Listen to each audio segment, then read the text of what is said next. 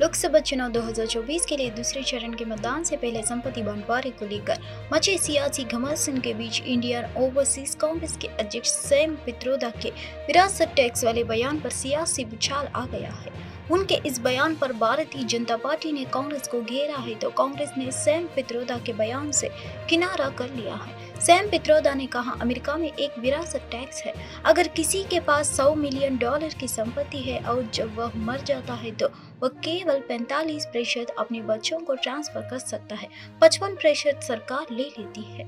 यह एक दिलचस्प कानून है। इसमें कहा गया है कि आपने अपनी पीढ़ी में संपत्ति बनाई है और अब जा रहा है। आपको अपनी संपत्ति जनता के लिए छोड़नी चाहिए, पूरी नहीं, आधी, जो मुझे उचित लगती है। उन्होंने आगे कहा, भारत में आपके पास वह नहीं है। अगर किसी की संपत्ति 10 अरब है और वह मर जाता है तो उसके बच्चों को 10 अरब मिलते हैं और जनता को कुछ नहीं मिलता।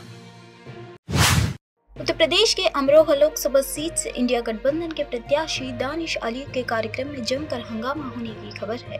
बताया जा रहा है कि इस कार्यक्रम में आम आदमी पार्टी के सांसद संजय सिंह और अमरोहा से समाजवादी पार्टी के विधायक महबूब अली भी मौजूद थे।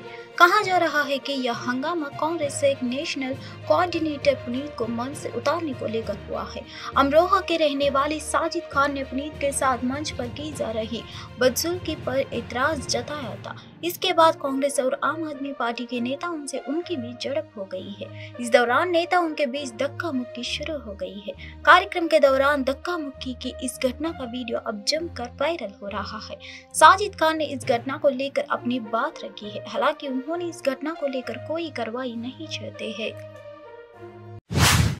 देश के गृह मंत्री अमित शाह ने इंडियन ओवरसीज कांग्रेस के अध्यक्ष सैम पित्रोदा के बयान की कड़ी आलोचना की है। उन्होंने कहा कि लैम के बयान से कांग्रेस की असली मानसिकता सामने आ गई है।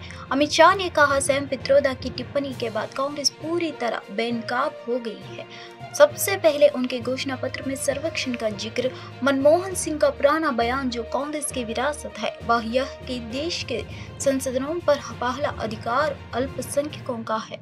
अब सैम पित्रोदा की अमेरिका का हवाला देते हुए टिप्पणी की पैसों के बंटवारे पर विचार विमर्श होनी चाहिए। इससे कांग्रेस की मानसिकता का पता चलता है। प्रधानमंत्री मोदी ने कांग्रेस नेता सैम पित्रोदा के बयान पर बुधवार को पलटवार किया। उन्होंने कहा कि आप जो अपनी मेहनत से संपत्ति जुटाते हैं वो आपके बच्चों को नहीं मिलेगी।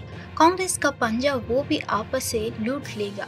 कांग्रेस का मंत्र है, कांग्रेस की लूट जिंदगी के साथ भी है और जिंदगी के बाद भी। पीएम मोदी ने छत्तीसगढ़ के सरगुजा में कहा, आपके जीवित रहने तक कांग्रेस आपको ज्यादा टैक्स से मारेगी और जब जीवित नहीं रहेंगे तो आप पर विरासत कर का बोझ लाद देगी।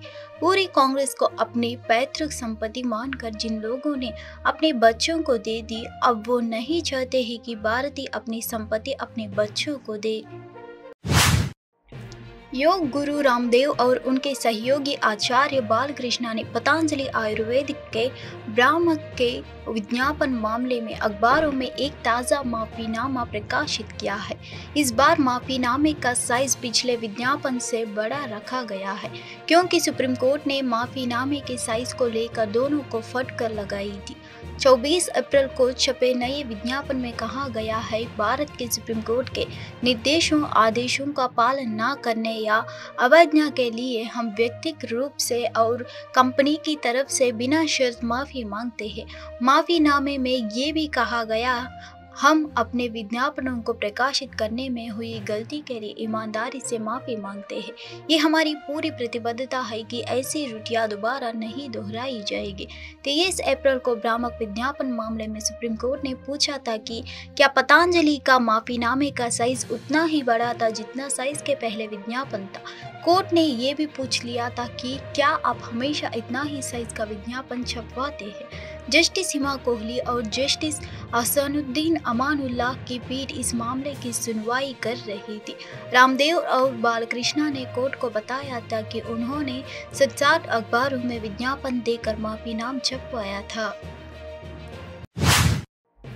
कांग्रेस के घोषणा पत्र पर प्रधानमंत्री मोदी की टिप्पणी के बारे में बात करते हुए बसपा नेता और दक्षिण चेन्नई से पार्टी के उम्मीदवार तमिलिसाई सौंदरराजन ने 24 अप्रैल को कहा कि पीएम ने अल्पसंख्यकों को सभी योजनाएं प्रदान करके उन्हें गौरवान्वित किया।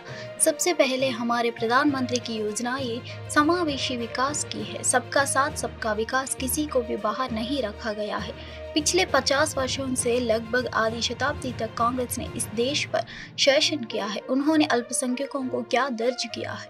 उन्होंने उन्हें सिर्फ वोट बैंक बना कर रखा, लेकिन हमारे पीएम ने उन तक सभी योजनाएं पहुंचाकर उन्हें गौरवान्वित किया और लोग बहुत खुश हैं। यहाँ तक कि हमारे अल्पसंख्यक भाई बहन भी गुजरात में, गोवा में, उत्तर प्रदेश में बसपा को वोट दे रहे हैं। वे यह नहीं सोच रहे हैं कि वे बीजेपी या पीएम से अलग है। कांग्रेस एकजुटता से घबरा रही है, इसलिए वे समाज को विभाजित करना चाहते हैं, जैसा कि वे आमतौर पर करते हैं, उन्होंने कहा है। First of all, our Honorable Prime Minister's schemes are inclusive growth. Sabka Saath, Sabka Vikas. They have not excluded anybody. And whether it is Ayushman Bharat, whether it is a free gas connection, or all the schemes are including the minorities only. And our Honorable Prime Minister has clearly said for this triple talaq, all the Islamic sisters are so much thankful to our Honorable Prime Minister. And the Aligarh University, first time, and Islamic stalwart has been appointed as a Vice Chancellor. And the visa rules has been relaxed for the women. And the people are now talking about, the Congress and DMK are talking about women's rights. But the women were alone, unable to go to Hajj. But our Honorable Prime Minister relaxed the visa rules and now Karnataka के मंत्री प्रियंक खड़गे ने प्रधानमंत्री मोदी की धन के पुनर्वितरण वाली टिप्पणी की आलोचना की और आरोप लगाया कि प्रधानमंत्री अब गलत सूचना मंत्री बन गए हैं। प्रियंक खड़गे ने यह भी कहा कि प्रधानमंत्री एक सामान्य आरएसएस पदाधिकारी की तरफ बात कर रहे थे। प्रियंका खड़गे ने एएनआई से बात करते हुए कहा, मुझे लगता है कि सैम पित्रोदा यह कहने की कोशिश कर रहे हैं कि धन का वितरण न्याय संगत होना चाहिए। बीजेपी इसे सिर्फ एक समुदाय से जोड़कर चुनावी मुद्दा बनाने की कोशिश कर रही है। प्रधानमंत्री अब गलत सूचना मंत्री बन गए हैं। मुझे लगता है कि वह भूल गए हैं कि वह प्रधानमंत्री है और वह एक सामान्य आरएसएस पदाधिकारी। I think what Mr. Sam Pitroda is trying to say is that the wealth of the distribution of wealth should be equitable, and the current regime is more concerned about concentrating wealth in a couple of industrialists' hands, whereas we are concerned about distributing wealth to the marginalized people of the society, irrespective of their caste or community. The idea is to empower people at the bottom of the pyramid to ensure that we have a equitable society, both socially and economically, and that's what we have stated in our manifesto as well. So we have minimum wages of 400 rupees in the Manrega in our manifesto. We are giving apprenticeship of 8,000 rupees. We are ensuring the women have close to around 8,500 rupees income per month through Mahalakshmi. All these are going to ensure that there is more money in hands of the poor so that they can spend more, which is going to come back to the government and in turn get back to the people of the country. So the BJP is just trying to make this a poll issue by bringing it to about one community. Have a look at all the 5 guarantees here in Karnataka. There are more beneficiaries. BJP 24 अप्रैल को बांदीपोरा के आरागाम के Renzi one क्षेत्र में सुरक्षा बलों और आतंकवादियों के बीच मुठभेड़ हुई। इलाके की घेरबंदी कर दी गई है और तलाशी अभियान जारी है। अधिक जानकारी की प्रतीक्षा है।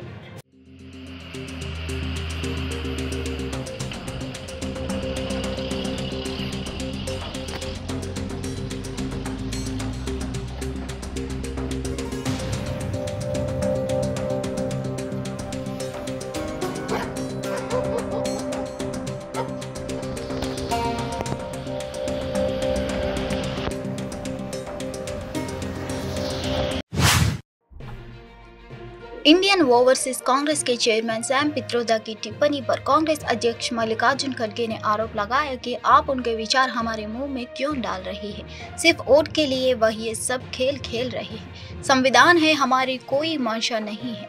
आप उनके विचार हमारे मुंह में क्यों डाल रहे हैं। सिर्फ वोट के लिए वह ये सब खेल खेल रही है।